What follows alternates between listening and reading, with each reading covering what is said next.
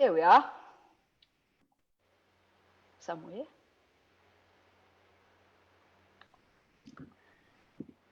I'm just going to get that link to send it to you quickly.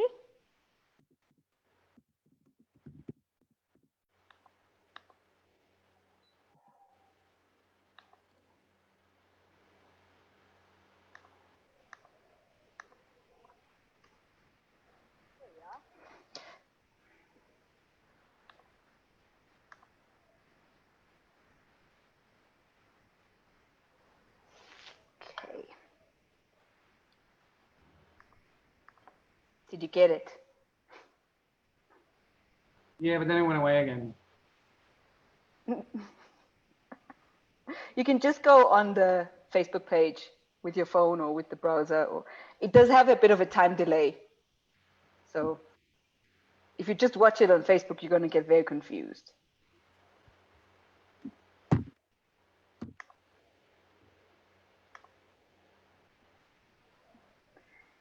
Okay, I think I'm good. So while I'm doing some sharing here, let me know how you're doing. I'm doing good. We say on the island that it's like someone hit the reset button. Wait, I gotta let the cat in. Let the cat in, especially if there's a storm.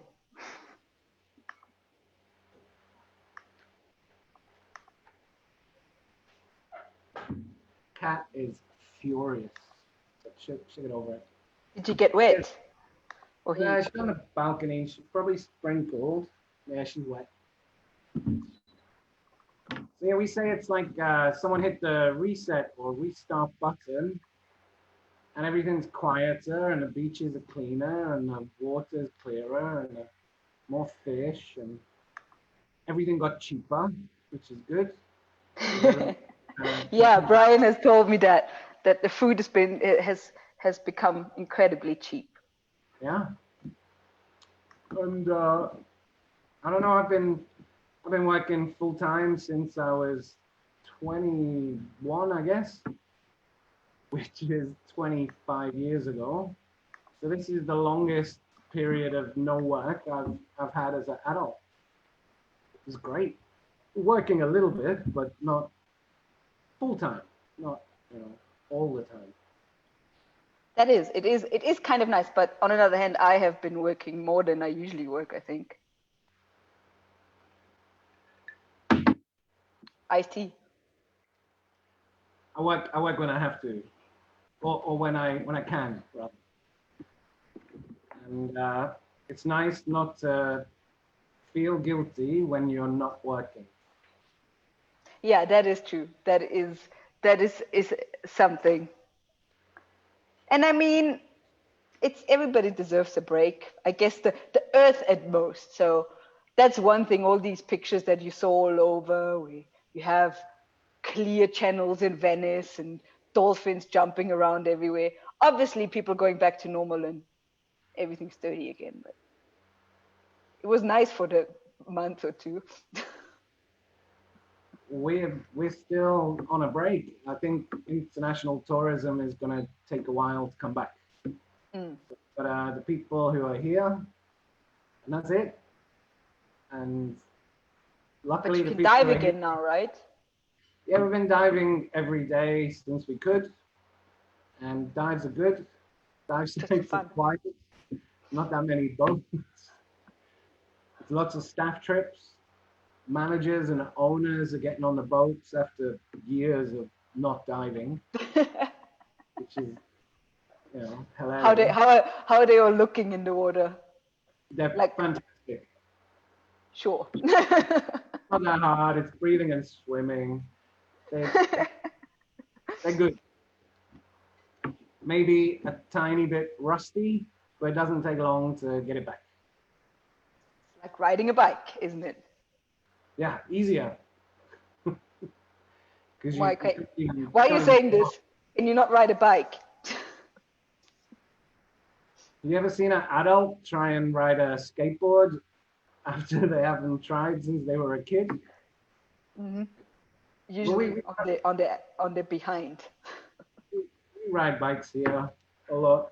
But if you haven't dived for a long time, I mean, you and I, we've met them. We've met them on instructor trainer seminars where maybe they're a little bit out of practice, but then you Yeah.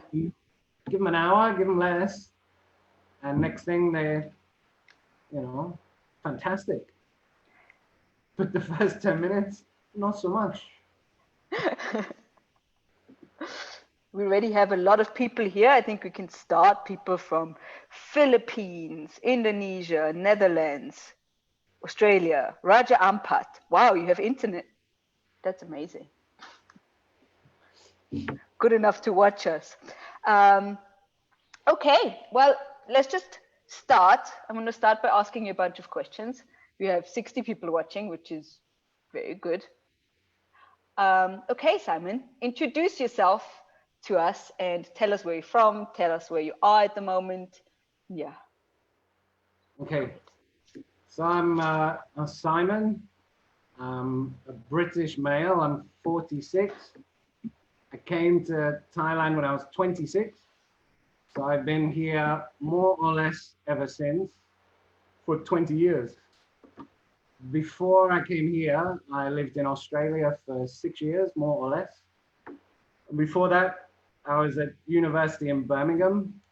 I worked for a bit in London, but I'm actually born and raised in Liverpool, which causes problems because Liverpool people, like everyone, they're proud of their city and their culture and everything.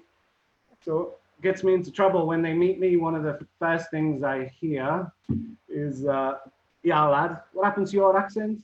Are you ashamed of where you're from or what? And I don't know what to say.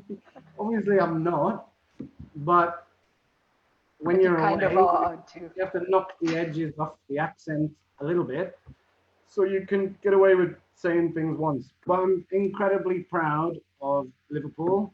As you probably even know, in Austria and South Africa, Liverpool is the birthplace of music, culture, sport, fashion, literature, drama.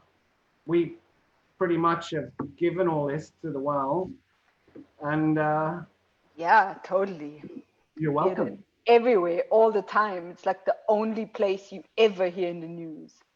We were the European City of Culture in 2009, Corinna. Okay, beautiful. Right. 2009, that is so long ago. That's like... That seems like yesterday. Not that long ago. 11 years, Simon. Yeah, but as you get older, it speeds up. And as you all know, you're very, very old. Okay, so so old. Okay, so you're in Thailand now. You're in Koh Tao, right? Yes.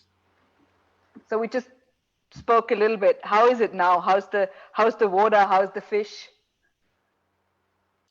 So what we say to each other is we feel like someone hit the reset button, the restart button on Koh Tao. And when I came here in 2001, sand was white, beaches empty. Some things haven't changed, but some things have. And we've gone back to much quieter, much cleaner, much more relaxed. And we really like it.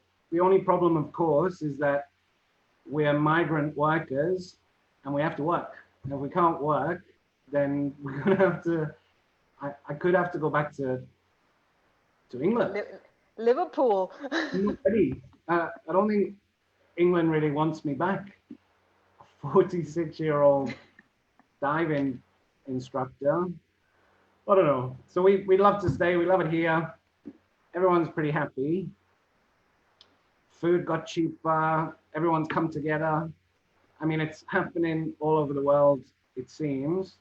But the restaurants here are banding together, organized by a few heroes like Tom Otlick and Robert Calquis, if that's how you say it. And they're cooking food for people who need it. Hundreds and hundreds of portions. There's like 400 to 600 portions per day. We're not a big island. We're 22 square kilometers. We have a few people here, but If people need help, they're getting it, which is great. And some of the people helping, you would never expected them to help. But it brings out the best in most people. And certainly here, this definitely works. We That is. also, finally, we haven't cleaned our houses, but we've cleaned the island. We're trying. So yesterday, every dive center, every business, they told their staff, you must. And we cleaned as much of the 22 square kilometers as we could, which is great because you kind of need everything to slow down so you can clean it. And then hopefully we can keep it clean. And I mean, it is World Ocean Day tomorrow. So good on you. Yeah, I didn't know. Now you know. Now you know. So what did you do before becoming a dive pro?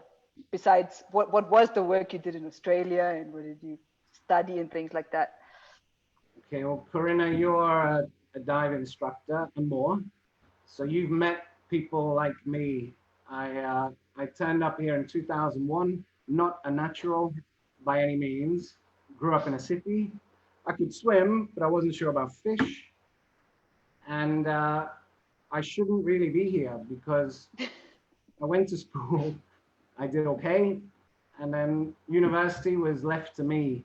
Parents made a big mistake. They said, you can study whatever you want.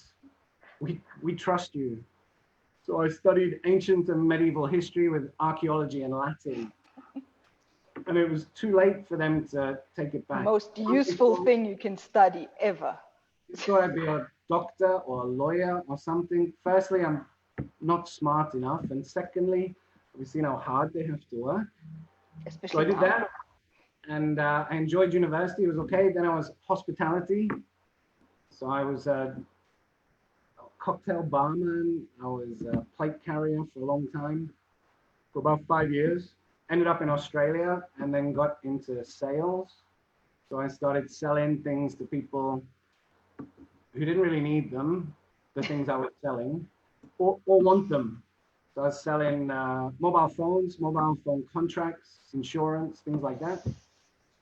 And then I got into sales management and a little bit of training.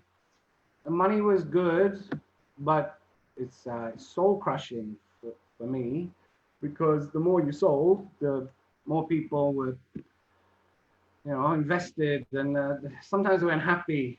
And I'm not the nicest person in the world, but I didn't particularly want to be doing damage, doing harm. So then, after I had a chance, the last telco I worked for was OneTel in Sydney in Australia. They went bust. It's not my fault. And I got some redundancy money.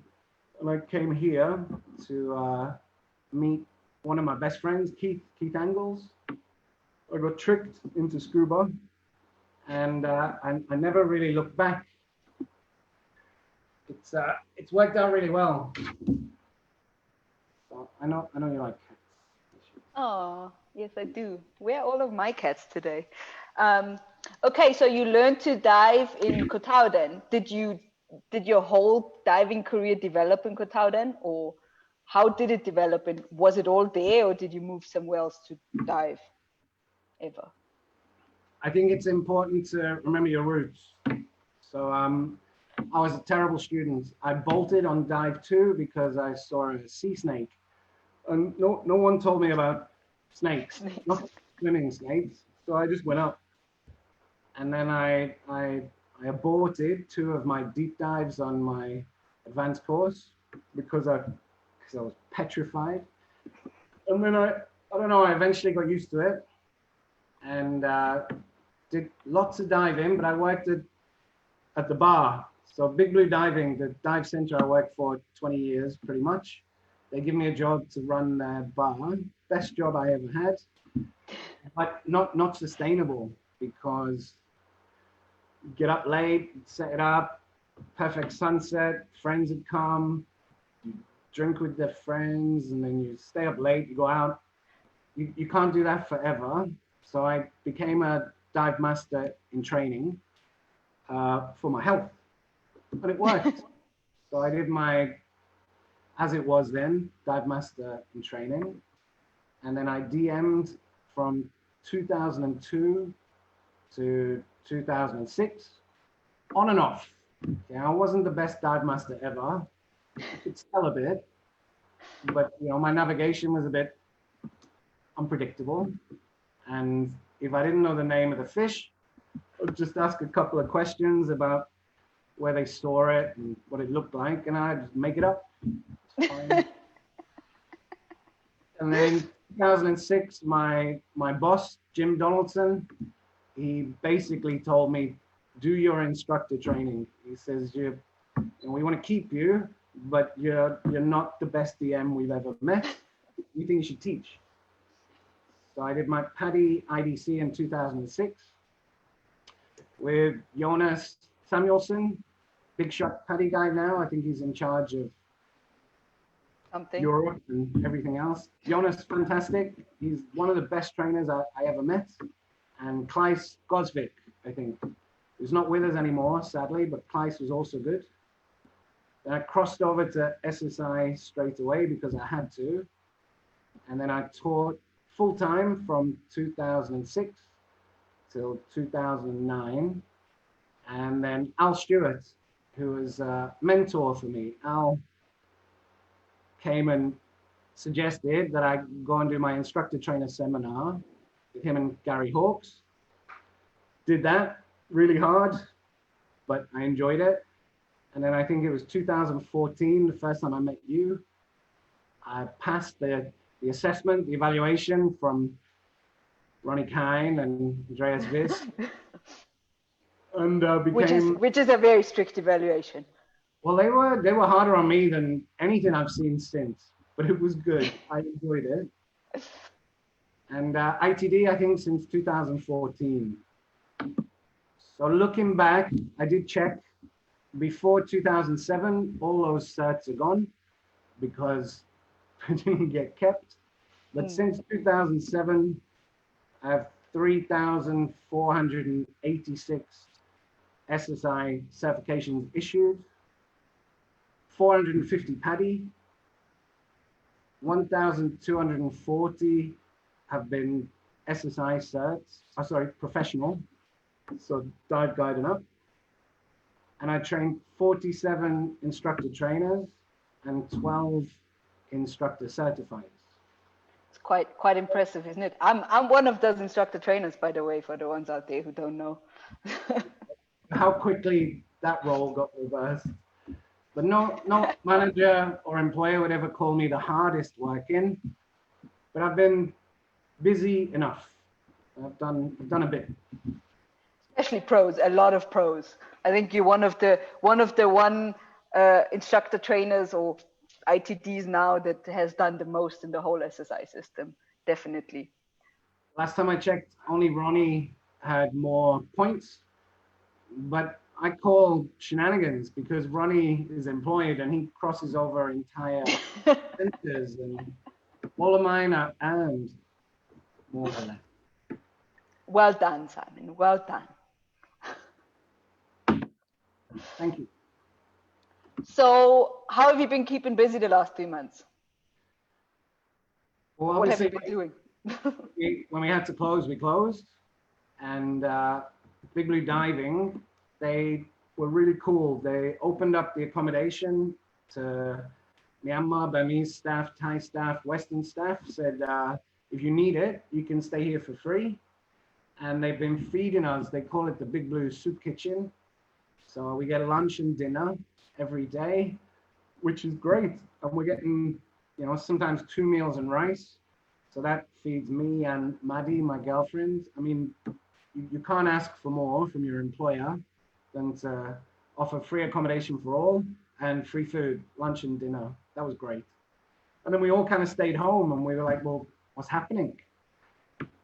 But we're a small island and we've been incredibly lucky. We managed to close the island, I guess. And then we all started going out a bit more.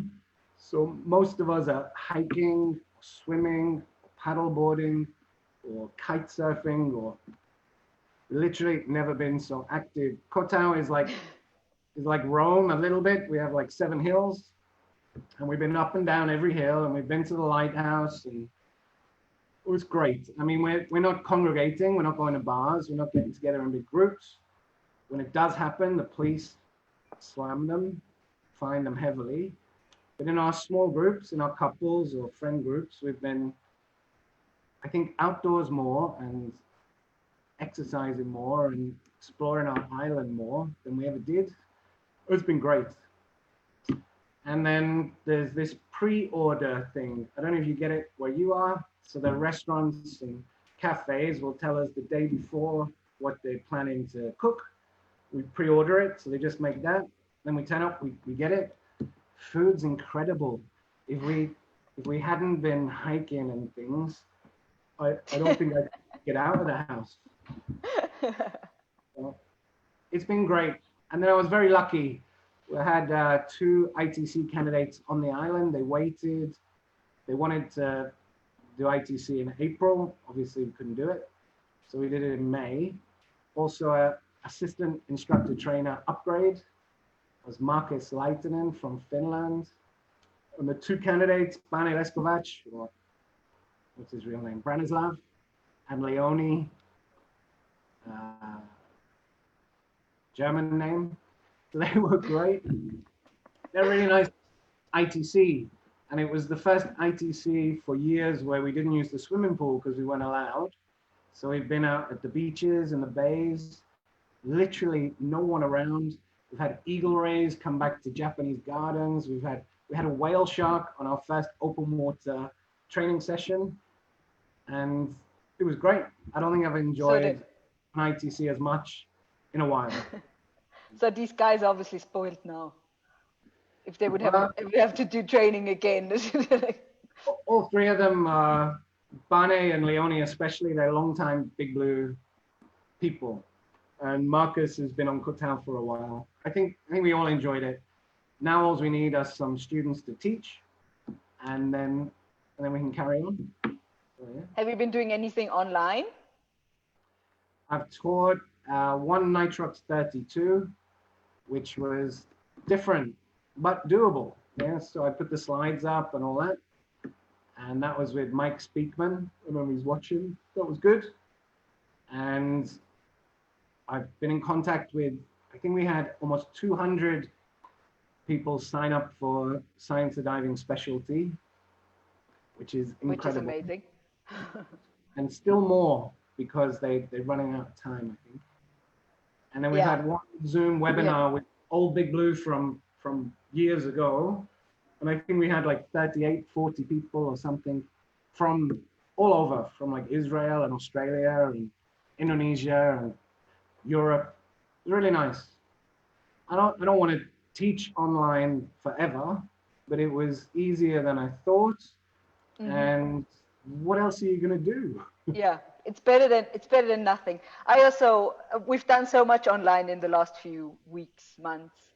It's better than nothing, but it's also not the same. It is what it is, I guess. And but it's definitely something that like, especially academics and things, that will have a future even after this whole virus. Yeah, for sure. That every instructor should basically become aware of how to teach online also, I think. Schools in the UK are transitioning now. My older brother, Scott, and his wife, Liz, they're both teachers. And Liz is posting how teachers are now giving their lessons online, which crazy. I mean, how can you control your classroom? You can just mute them, you know. I'm actually a friend of mine who's also a teacher. And she's going to miss the mute button so much. Yeah, maybe we need to hook up the students to gloves that we can give them electric shocks. So paying attention, we just give them a zap. Second, I think it's only slightly illegal in most countries. We do it to dogs. We have shock collars. Yeah, and that's horrible. Can you imagine if you could do it underwater? You bang Wouldn't your tank Wouldn't make a it noise. end up shocking? Like, wouldn't the waves with the water, wouldn't it? It would be the best way to get attention. I think it would be a good safety measure. I'm going to suggest it. For the ones out there who, the equipment developers and so on. Hey? Sure, Allow there's me to somebody watching. my students, if you can. So, what do you love most about living and working in Thailand? So as I said, background had nothing to do with the water or scuba or anything. And I was surprised when I came here how happy everyone was compared to places I've lived before. So I've Especially lived the in UK. Liverpool, Birmingham, London, and Sydney. And they're all fantastic cities. But when I came here, the biggest change was almost everyone is in a good mood. Not all the time, you know, but most of the time, either because they're on holiday, which is great, or because they live and work here as well, and they love it.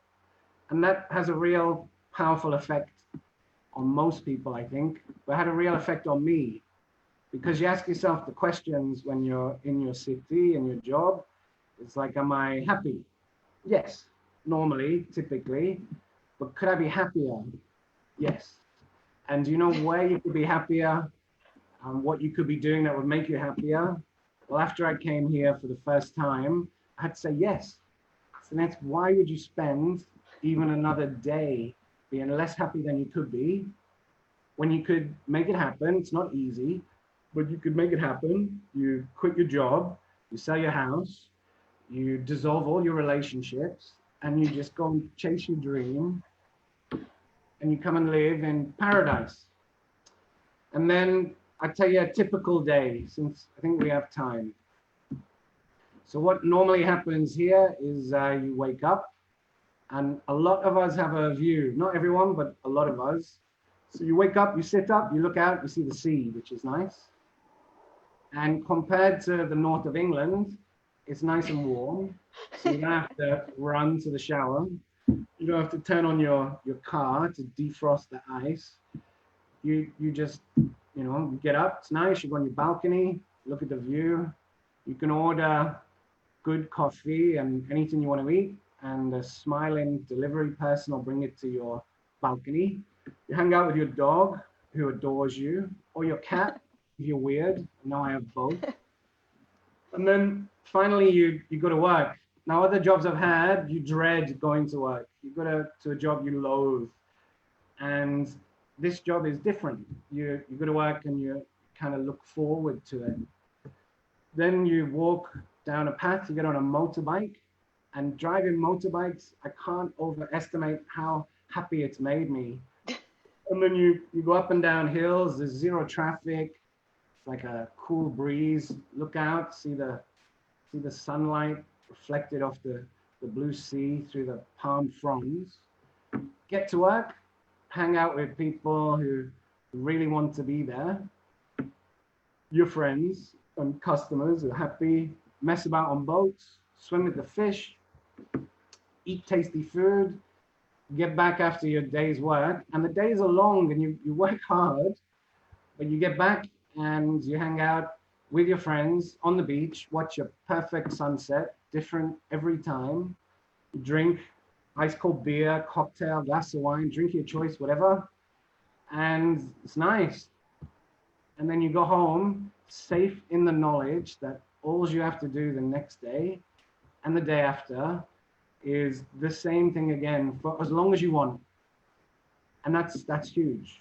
So you've switched your life now from painful, ghastly, something you dread, something you constantly, you know, afraid because you've too many bills to pay and you've got a job that's difficult. You drive in traffic with people trying to kill you, or you're on public transport with people who hate you. No one wants to talk. No one wants to make friends. You do your job, and then you have to come home and realize that that's it. That's it for the rest of your life. Or you come and do this for a year or more, 20, and I think everyone should. Otherwise, you're going to regret it. It'll be too late. And you should do it now. my email address is in the link. Right? We can put it there. Yes, no problem. It's one of the few products and services I've been able to sell without any hesitation to family, friends, people I really like, because it's made me happier than I can remember. And I would like them to be this happy as well. It is still the only job I've never called in sick for, unless I was actually sick, which is huge for me. That is I'm impressive. generally, genuinely happy to go to work. And That's something that not most people, because most people they go to work just to get those like 2 weeks of holiday a year where they do what you're doing. yeah, and it wasn't that hard. I mean, it's not easy. You can't just flick a switch or click your fingers and be here, but it was worth it. And then to come and live somewhere like Thailand has been amazing. I mean, I traveled a little bit as a young person, family holidays, and then a little bit as a young man.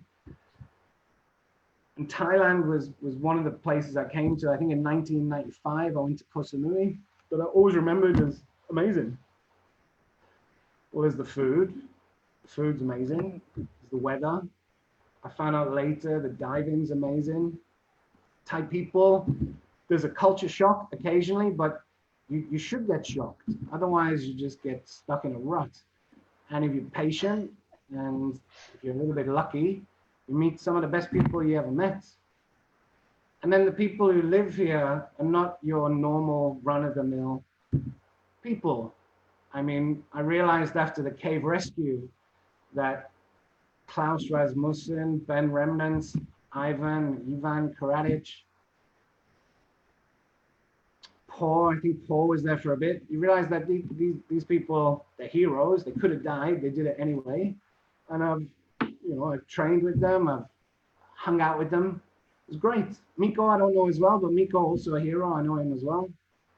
And I don't think I would have had that if I'd stayed in the UK or Australia necessarily. I might have had it, but out here, it's been really good. That's nice. So, what is the main age group of instructor candidates that come there, and like the people that come to try and live that lifestyle? So I came here when I was 26, and we get quite a few people like me. So they've maybe finished university, and then they don't particularly want to take what's on offer. Yeah? Do you remember at the end of university, they're called the milk round in the UK? The recruiters come around and they say you could work in this graduate job or this or this. Yeah. I just didn't want any of it. I thought it sounded awful. So Especially after what you studied. What could you have done really? Yeah, digging. Digging. So I never, Studied. How long did you study to be allowed to dig afterwards? 3 years. You mean the degree? So we get lots of people like me who just didn't want what was offered. We'd also get the before university people, and I think that's fantastic. I went to university at 18, and I should have come here first and become a dive instructor. I'd have been a much better university student, for sure. So we get them. Then we get everything in between. We had Barak. He's the Tel Aviv Marine Police Chief. He turned up for ITC. I think he's like me, he's kind of late 40s. And on his BC, it had police. I said, Barak, are you Scuba Police? He said, yeah, I'm the Chief of Marine Police in Tel Aviv. I was like, oh my God. Police! Exists. He was fantastic. So he had such incredible stories from being sort of bodyguard for Israeli politicians and then eventually going into the Marine Police, and he was great. And we had families. So we had Nathan, his father from Myanmar, from Burma. And then about 8 years later, we had his son, PA, and hopefully we get more. So we get the range, everything from 18 to, I think 58 is the eldest that we've had. But let's face it, if you're a student, not every student is going to respond in the same way to every instructor. So there's a role for everyone to play. I mean, they get the instructor they get, but if you're old and you've got some experience, then that can help. If you're young, you've got some enthusiasm, passion, that can help, and you're probably a bit quicker. So not a single person has asked me, should I, could I, and I've not said, of course. Will it work out? That depends on you. You have to be patient, resilient. You have to have some savings, and it doesn't work for everyone. But you work hard, you can do it as well. But there's one thing I do really agree with you is for the people that do it and come for the gap year between school and university, that it makes you a better student and it teaches you so much. I grew up in a dive center, so always around, like helping to teach academics and all of those things. And it just made me so much more confident speaking in front of people and like anything in school. Every time I failed on a paper or something, I'm like, can I do a presentation? They're like, yeah, sure, go ahead. So that's how I made it through school without studying a lot. I wish I'd have done it. But you know, everything happens as it happens, and I wouldn't be here in the same circumstances if I'd done it different. So it happened how it happened. But if I do have children of my own, or if I can influence my, my family positively, I'd say for sure do it. Like, get out as soon as you can. Obviously, be responsible, make smart choices, but do it. I don't know many people that it has had a negative impact on. Go meet some different people. Go eat some different food. Go swim in, different water, and you're gonna be better for it. So why do you think Asia is such a good place to become a dive pro now, especially for like younger people? Because that's the main market there, I think. Yeah. That's a tough one. I mean, obviously, you could come here for a holiday, and a holiday going to be fantastic, but you might miss an awful lot of the country. You might get like bad weather for the 2 weeks or the month you're here. You might, I don't know, get ripped off or have a negative experience. If you come for a year or more, then you have a chance to give the country you're in a chance to show you what it's about. So I think they should do that for sure. I mean, quality of life is very different. With a break to go back to the UK to make money, I guess I've lived here for 20 years, so I'm a bit used to it. And I love going home. I love my family. We're close. I'm not on the run or anything like that. But when I go home, I very quickly want to come back. So I guess they should come here for quality of life. You can live here really well on comparatively small income. You can have a beautiful house, beautiful view. You can look after animals. You can eat well. You can do activities, and we live like the 1% in a way. Sure, you have to work. You have to work before to save your money. You have to work while you're here, and then you. But I would say you do that. And I mean, if I'd have stayed in the UK, I'm not sure. I think I would be bigger. I think I would have less hair. I think maybe it was a good move for me at least. But then I look at my family. So I have a big family. My mum is one of 10, dad's one of 8. I have 54 cousins or something like that. My nanny Rooney on my mum's side, she's 89, 90 maybe. I think she's 90. 10 kids of her own, 25 grandkids, and 36 grandkids and counting. So I miss that. And my older brother, my younger sister, they have kids of their own. My brother's got 2, my sister's got 3. The kids are great. they're really happy and they stayed and they did that. So I know there's a definite argument for not doing what I've done. But then I also know how much fun this is. And I would recommend it to anyone. Whether you plan to do the family route or route, whatever, you should do this first. And then you can. Yeah, definitely. That's the one thing a lot of dive instructors, I think, get scared of is kind of growing out of it. Like, are you always going to stay an instructor until you're 50, 60? When do you go into? Most people don't stay. So the majority will come and do it for a while, and that's great. Yeah, they have great memories, great experience, and that's fine. So staying this long is unusual. But even if you get a year or 2 years or 3 out of it, even if you get 6 months, that's 6 months that you can do now. If you don't do it, then you could regret that. Maybe for the rest of your life. I fully agree. And I know there's a lot of people in the diving industry that are super against people becoming instructor and leaving the job again after 2 years, that this is really frowned upon. But I think it's the greatest way, especially for young people, to like explore some of the most beautiful places in the world while still working, while not having to have rich parents or something that can afford you traveling, because you can work in most places of the world. The most beautiful places of the world, actually, you can work as a diving instructor. And if you leave it too late, then you're not going to enjoy it in the same way either. The time to do it is now. Well, maybe not right now because no one can fly anywhere.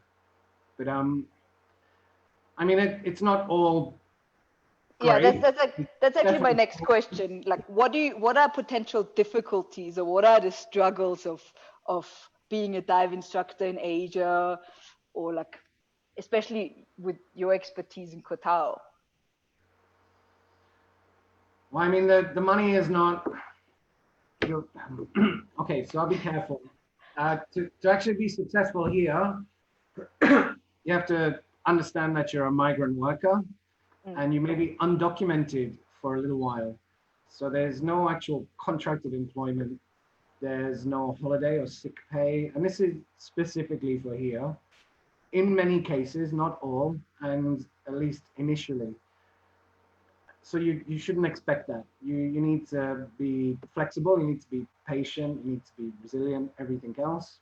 And if you're okay with that, then it's actually quite liberating because you can work for whoever you want, whenever you want, as much as you want, so long as you can convince them to employ you. But then when there's no work, then you have nothing. And if you get sick, then you have to look after yourself. And if you want to take a holiday, then you've got to pay. So that's definitely a big difference. Then we have, well, I guess, we have tropical diseases. So some people will come here and get dengue fever or something like that, which is character building.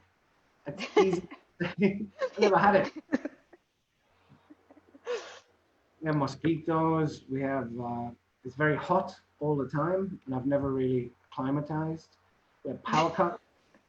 We have, with visitors in someone else's country, sometimes things happen here that we don't understand at all or agree with, but you have to accept it. So it's occasionally challenging, it's very different, and it's uncertain initially, but if you stick with it, you can really make a life out of it. At times, not right now, but at times this is the most income I've ever had as an adult. And it's the most sort of material possessions I've ever owned. And it's the most adult I've been. And certainly the best holidays I ever had at times. Right now, not so much. It's a gamble. But you know what? Never play, never win. Yeah, I agree. I think for me, one of the biggest struggles working in Asia is really getting the visas, getting the work permits, like the whole thing around it.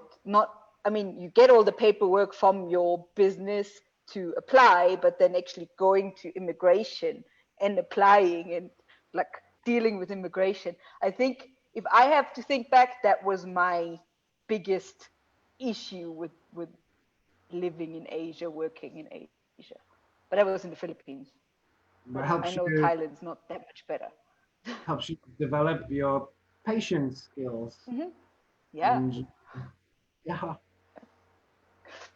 almost to the patience point is where something I've really you learned. expect it to be confusing and difficult and going to take a long time, and you're pleasantly surprised if it doesn't. And it's getting better. I mean, compared to when I first came to Koh Tao, everything is much easier. When I first came, we gave our passports to a man on the island. He was very famous, and he said he would send them to the border, get them stamped. And then after 9/11, they cracked down on documentation at airports, and they found out that some of the passports that our friend had stamped had spelling mistakes. And they came and arrested him, and they found in his back of his shop, he just had a Malaysia stamp and a Myanmar stamp, and our passports never left Koh Tao, never mind Thailand. Just take our money and stamp the passports. He thought it was hilarious.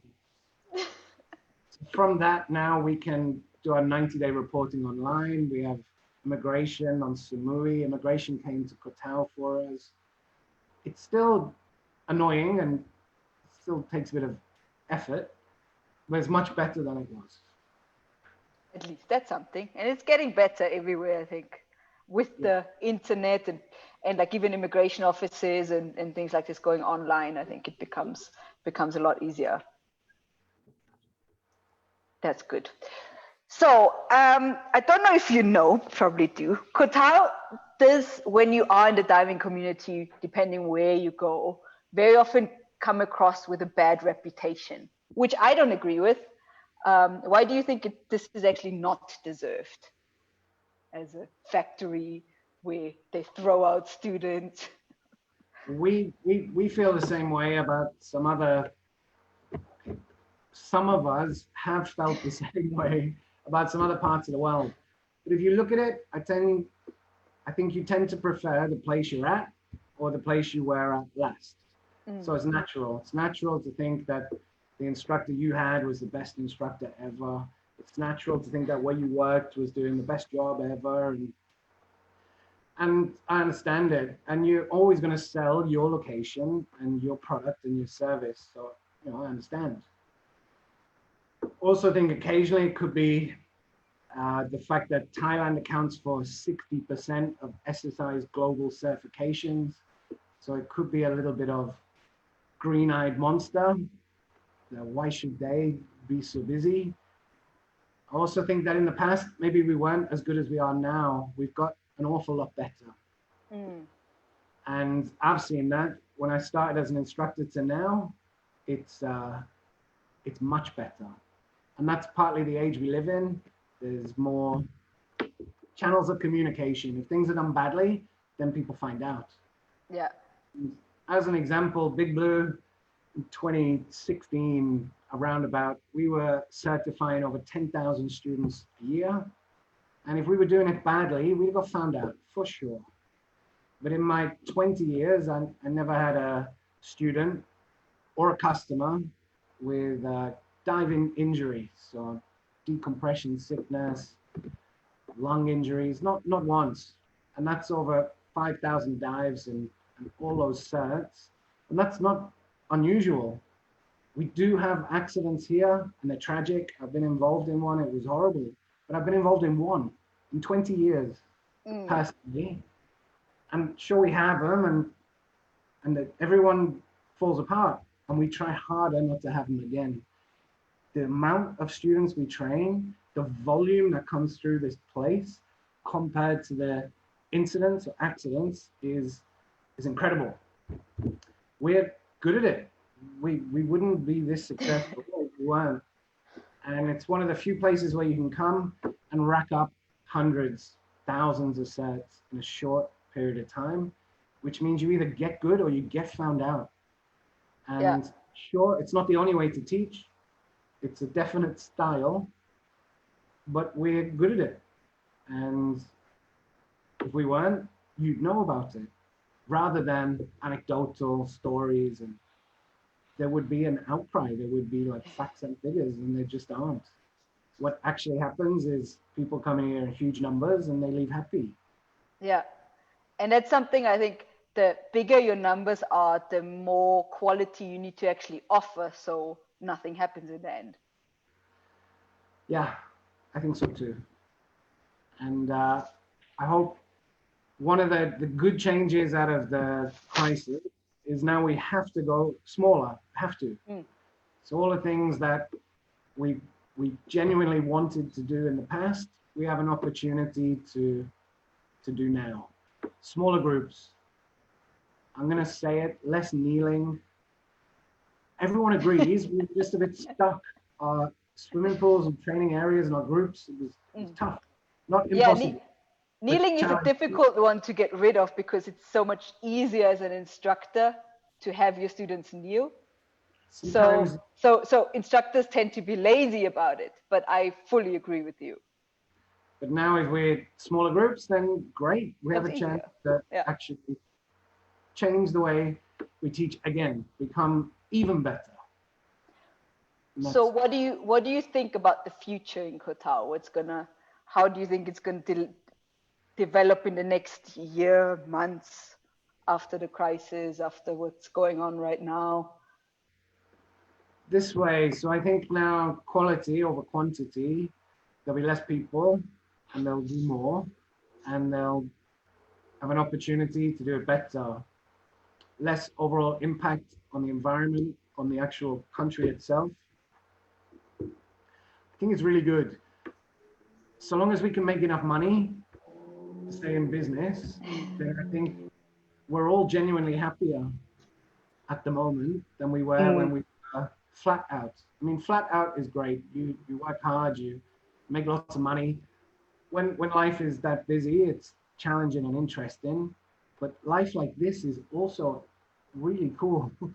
And smaller, slower, and we do better. That's nice. So now, talking about nice things, remember your favorite dive of all times. Where was it and why is it so special? So I have more than one. The first one was Bride's Whales, which is like a tropical whale. And that was a pod on the way to Southwest Pinnacle, but not a dive. We only snorkeled, but the adults were big. And we had a Bride's Whale at Chumpon Pinnacle. Instructor took a photo at the tail. Is it a tail?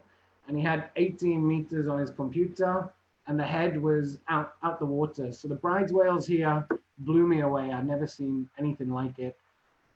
Like, never been close, never been in the water. Then there was the bull sharks or the gray reef sharks, which we had here for about 6 years, I guess, almost guaranteed for 6 to 9 months a year. And that just blew my mind that we could take students on dive 3 from open water and almost guarantee them bull sharks and gray reef. And then rather than students trying to swim away from them, we'd have to pull them back because underwater it's different. But those two are my best Thailand dives that I can remember. The sharks and the Bride's Whales. And this is not even mentioning the whale sharks. I've seen more whale sharks around Koh Tao than I've seen turtles. But then I had manta at Koh Bon. So Koh Bon is like North Similin, South Surin. And we knew they were there, but I was convinced I wasn't going to see them. But that's just how it is. That's even me. I go to places where you're guaranteed to see something, and obviously, this is the first time in a year where we haven't seen it. That's me. I was definitely glass half full. But we jumped in and they were below us on the line, the descent line. And then the second dive in a ripping current on the ridge.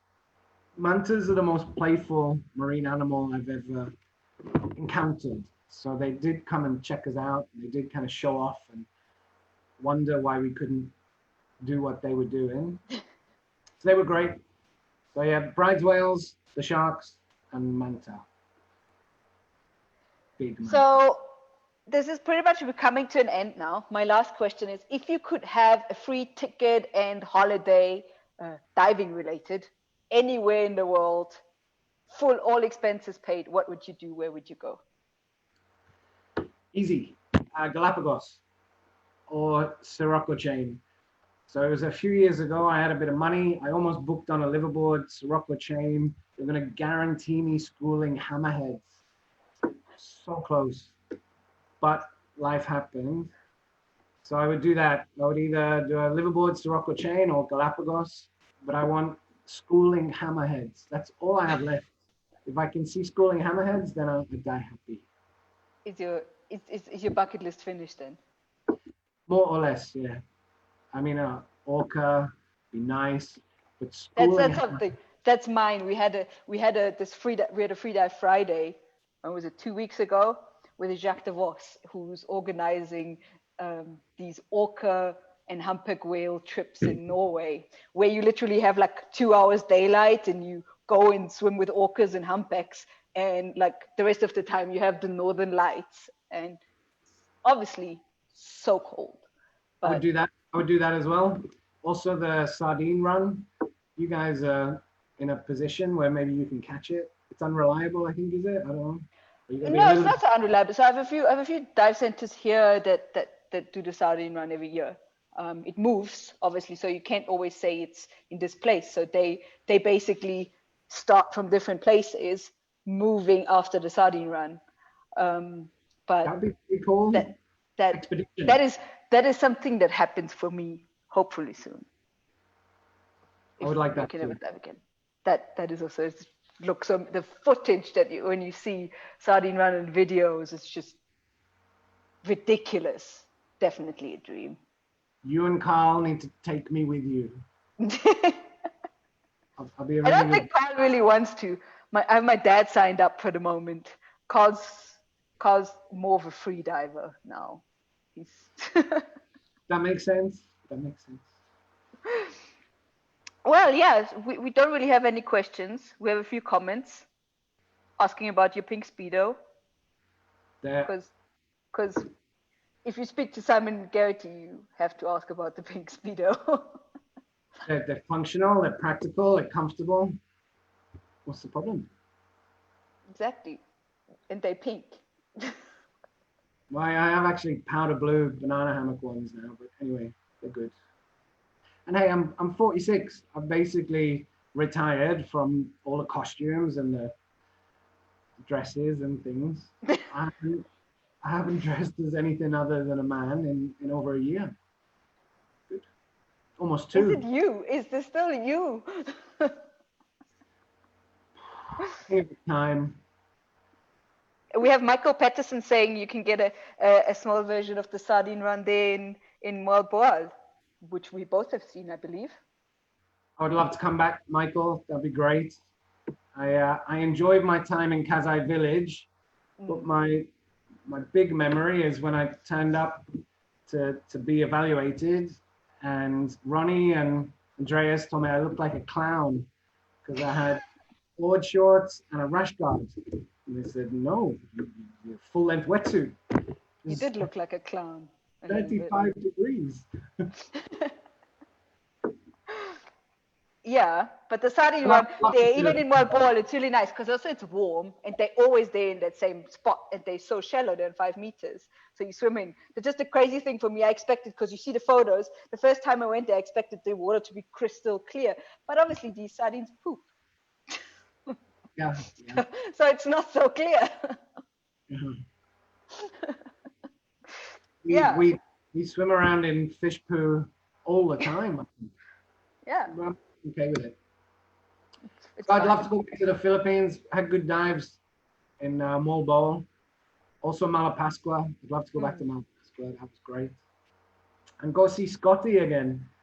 And Scotty can tell me about the long hose, short hose thing again. That'd be good. Yeah. That's the regulator speech. Yes. Well, I think that's pretty much it from us. thank you very much for your time on a Sunday, your evening, for joining us. We had a really nice crowd. We had lots of comments here from all over the world. So thank you very much. For the ones that have missed a part of it or have missed the whole thing, you can still watch it forever and always on our SSI channel. And yeah, you can share, of course, share us. We have another Scuba Sunday next week with John Tett from ADEX, telling us about ADEX. They're actually doing this huge thing for online for the World Ocean Day. They made it Ocean Week. They even have Sir David Attenborough and Sylvia Earle speaking at ADEX, which is quite impressive. Yeah. So that's next week. Otherwise, Thanks. It's been a pleasure. Same here. Thank you very much. Take care. Bye.